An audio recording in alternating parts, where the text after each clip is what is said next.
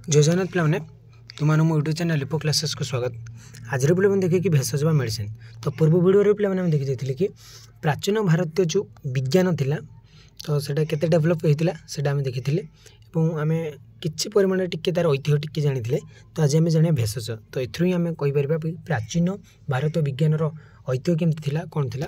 तो देखिए पे तो देख पे प्रथम थर पर अथर्व वेदरे रोग मान संबंध में रोगर आरोग्य और औषध संबंधी तथ्य थी देखा जाए। तो प्रथम थर पर आम अथर्व वेदरे आम रोग मान संबंध में रोग कौन रोगर केमती आरोग्य पाइबा और औषध कौन से विषय आम जाना पाइले। ज्वर काश कफ क्षयकाश आमाशय शोथ घा घौड़ कुष्ठ और मूर्छा रोग विषय तहरे उल्लेख रही। तो ज्वर काश कफ क्षयकाश आमाशय ये विषय सब से लिखा जाए आम अथर्व वेद लिखा जाए। जनकर शरीर में असुर और प्रेत मैंने प्रवेश कर रोग कहुए। तो जन शरीर में असुर मैंने प्रेत मैंने प्रवेश कर रोग सृष्टि कर कहुए आम अथर्व वेद। तो से गुणी गाड़ी आमर से मैंने पुराण काल में से गुड़ विश्वास करुले बिलीव करुले। आरोग्य विधान पर जो चिकित्सा व्यवस्था कथा कहुई तो जादू विद्या और सम्मोहन भाई भेषज विद्या पूरी रही। तो जो भेषज मेडिसिन से समय कौन जादू विद्या और सम्मोहन भाई भेषज विद्या गुड़ से रही मैंने से जादू विद्या बेसी कहुई। तो देख पे ख्रीष्टपूर्व 60 वर्ष ठारू युक्तियुक्त विज्ञान आरंभ है। तो युक्तियुक्त विज्ञान केवे आरंभ है ख्रीष्टपूर्व पर ख्रीष्टपूर्व 600 वर्ष पर ठारू। भेषज शास्त्र अध्ययन पर तक्षशिला और वाराणसी दुटी मुख्य पीठ रूप विकास लाभ करता। तो भेषज शास्त्र मेडिसिन तो दुईटा जगह बेसी था माने तार पढ़ाई गोटे तक्षशिला आ गोटे वाराणसी। चरकଙ୍କ द्वारा प्रणीत चरक संहिता और सुश्रुतଙ୍କ द्वारा प्रणीत सुश्रुत संहिता ये क्षेत्र में दुटी गुरुत्वपूर्ण ग्रंथ। जमी आम विज्ञान इतिहास भूगोल पढ़ाई विभिन्न प्रकार बही रही से पढ़ाई ये दुटा बही था दुईटा जगह और दुईटा बही बेसी फेमस था। ये शास्त्र दुटी एत महत्वपूर्ण था जे विभिन्न भाषा यार अनुवाद कर चीन मध्य एभली दूर देश मान ज्ञान पहुँची पाता। तो विभिन्न प्रकार भाषा कौन पहुँची पाता। बर्तमान सेमती आ किए लिखुना कि से दुटा बही बहुत फेमस था पे बहुत बहुत बहुत फेमस था। चरक संहितार विभिन्न उद्भिद और लता गुल्मर औषधीय व्यवहार विषय उल्लेख था। तो चरक संहितार कौन ना विभिन्न प्रकार उद्भिद और लतार कौन कौन सब औषधीय गुण रही सब से लिखा जाता। प्राय 4th शताब्दी बेलू एक स्वतंत्र विभाग भाव में शल्य चिकित्सार उल्लेख देखा मिला। तो गोटे शल्य चिकित्सा भाव गोटे विभाग गोटे आसला जार देखा मिले। सुश्रुत विभाग जड़े अग्रगण्य प्रतिष्ठाता। तो सुश्रुत थे शल्य चिकित्सार जनक कहवा गले शल्य चिकित्सा और से चिकित्सा कालर सर्वोत्कृष्ट और निर्भुल व्यवस्था भाव में विचार करुले। तो से शल्य चिकित्सा को चिकित्सा कला जो रही आमर तार सबुठार उत्कृष्ट और निर्भुल व्यवस्था बोली से विचार करुले। से 121 शल्य चिकित्सार उपकरण नाम उल्लेख कर जो 121टा शल्य चिकित्सा रही ऑपरेशन रही तो तार उपकरण से नाम उल्लेख कर सहित विभिन्न ऑपरेशन बा शल्य चिकित्सा अस्थि संयोग विधि हाड़ जोड़े आखिर मतबिंदु परल बाहर करवा इत्यादि व्यवस्था विषय ये लिखिं। तो केमी आम ऑपरेशन करवा केमती हाड़ गुड़ को जॉइंट करवा केमी आम आखिर मतबिंदु ऑपरेशन करवा केमी आम कौन करवा से विषय सब ये उल्लेख कर। प्राचीन भारत में नाक कान और ओठ को सजाड़ा लगी विभूत प्लास्टिक सर्जरी पद्धति सम्बन्ध प्राचीन भारतर शल्य चिकित्सक अभ्यस्त थे। तो ए कौन प्लास्टिक सर्जरी कर समय प्लास्टिक सर्जरी थिला पिला माने पूर्व काल में। तो से भारत में नाक कान और ओठ को सजाड़ा बहुत प्लास्टिक सर्जरी पद्धति सम्बन्ध प्राचीन भारत शल्य चिकित्सक मैंने अभ्यस्त थे। सुश्रुत ग्रंथर 760 उद्भिद गुड़िक विषय उल्लेख कर। तो 760 उद्भिदर कौन कौन औषधीय गुण रही से मैंने कौ कौ रोग पर औषध भली गोटे कार्य करती तो ता विषय से उल्लेख कर। उद्भिद गुड़िकर चेर बकल फूल पत्र प्रभृति प्रत्येक अंश व्यवहार करा। तो से समय कौन उद्भिदर चेर बकल फूल पत्र एगुड़ नहीं व्यवहार करा नहीं औषध बा मेडिसिन तैयार करा सेगुड़ ही व्यवहार करा किसी सेमती किसी पंथा नाला से समय खाऊा खाद्य उपर जता नेफ्रोटिस लुणयुक्त खाद्य गुरुत्व देता। जमी आम खाद्य खाद्य क्या गुरुत्व देता ना लुणयुक्त खाद्य। उभय चरक संहिता और सुश्रुत संहिता को आधार कर परवर्ती शताब्दी मानक भारतीय भेषज तत्वर विकास संभव है। तापर एगुड़ नहीं आम भारतीय भेषज तत्वर विकास संभव है। तेज मध्ययुगर आरंभ में क्षुर बा रेजर आम जहाँ कहे साजे शल्य चिकित्सा टी बाधाप्राप्त है। कारण नापित मैंने क्षुर साहाଯ୍य कटाकटी करुले तर टी शल्य चिकित्सा टी बाधाप्राप्त है। कारण जो नापित मैंने थे क्षुर बा रेजर जहाँ आम कहे से जैसे से कटाकटी करुले। तापर देखिए पे आम धातु विज्ञान बा जोटा मेटालोजी धातु विज्ञान कौन थे से समय देखिए।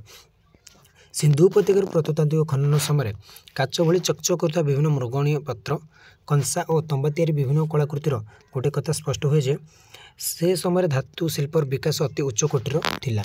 तो सिंधु उपत्यका जो प्रत्नतात्विक खनन करागला से समय जो चकचक करता विभिन्न मृगणीय पात्र चकचक करता पात्र गुड़ मिलला पात्र मिलला कंसा और तंबा तैयारी विभिन्न कलाकृतिर गोटे कथा स्पष्ट हुए से समय धातु शिल्पर विकास अधिक थिला। माने से जो माटी पात्र सॉरी मृगणीय पात्र कंसा पात्र तंबा पात्र जो आम देखिले से आम जाणीगले से समय मत उच्चकोटीर धातु विज्ञान थिला शिल्प थिला।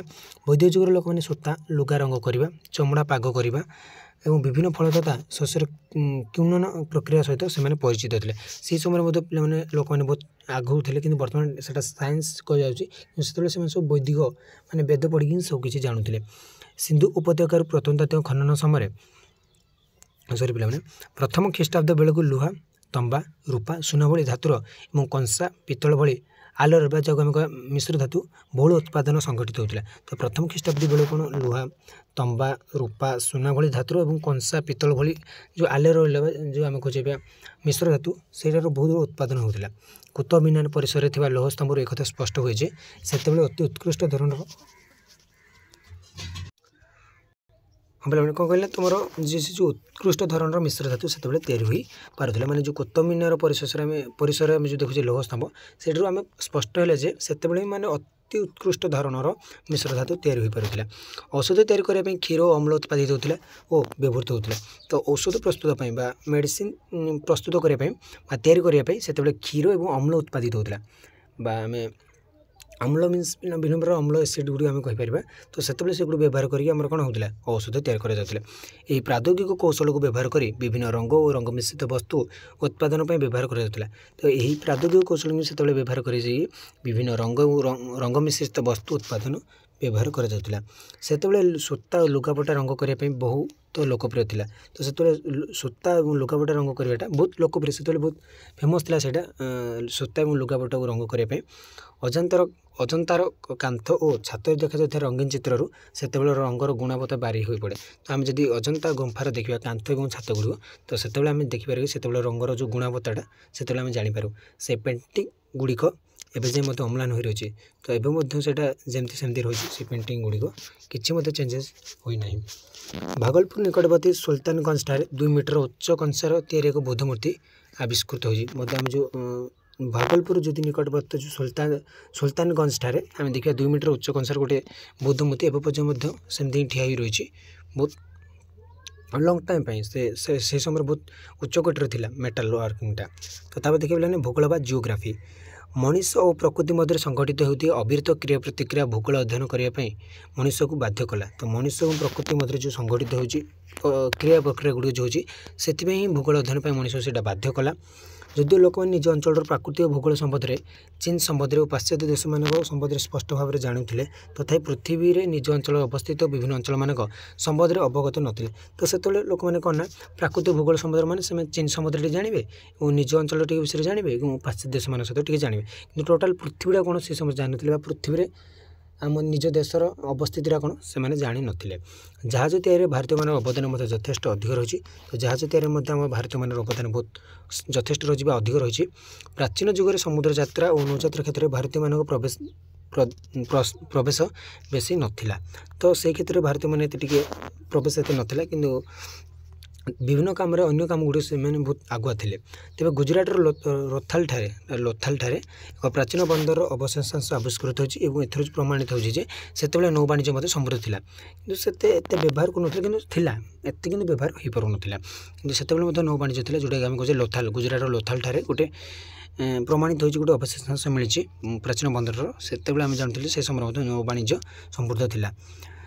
मध्ययुगर प्रारंभ तीर्थ और तीर्थयात्रा संबंध में ज्ञान और अभिज्ञतार विकास घटिया द्वारा बहु भौगोलिक तथ्य संग्रह करने संभव है। तो जो मध्ययुगर प्रारंभ आसला से तीर्थ और तीर्थयात्रा संबंध में ज्ञान और अभिज्ञतार विकास द्वारा बहुत भौगोलिक तथ्य संग्रह करने आमको संभव है।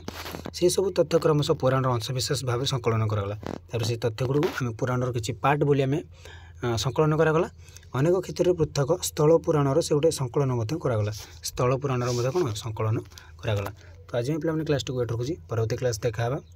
तो परवर्ती क्लास में देखिए कि मध्ययुगीय भारतर विज्ञान और प्रजुक्ति होता है। तो आम देखिए आज प्राचीन भारतीय तब देखिए मध्ययुगीय भारत। तो प्राचीन जुग भारत से जो विज्ञान और प्रजुक्ति विद्या जाना परवर्त श्रेणी में मध्ययुगीय भारत विज्ञान और प्रजुक्ति विद्या। तो आज मैं क्लास 2 रोचे जय जगन्नाथ।